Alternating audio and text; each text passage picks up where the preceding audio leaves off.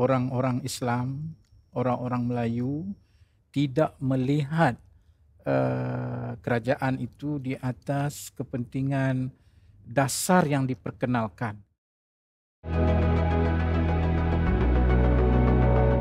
Kekecewaan saya jujurnya, saya bagi tahu ialah orang-orang Islam, orang-orang Melayu tidak melihat kerajaan itu di atas kepentingan dasar yang diperkenalkan. Bahkan mereka melihat kerajaan itu dari kacamata politik. Apabila mereka melihat dari kacamata politik, di situlah saya kata semua benda jadi isu politik.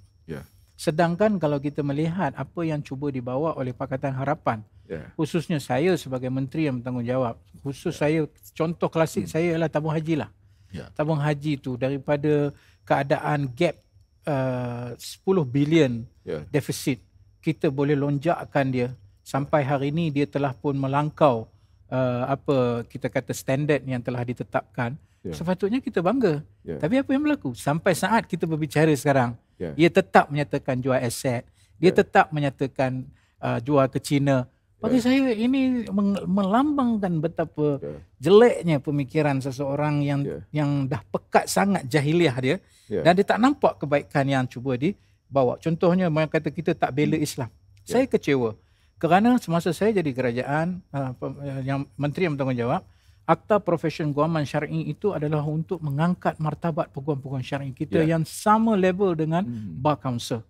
Itu perlu dilihat sebagai satu kejayaan.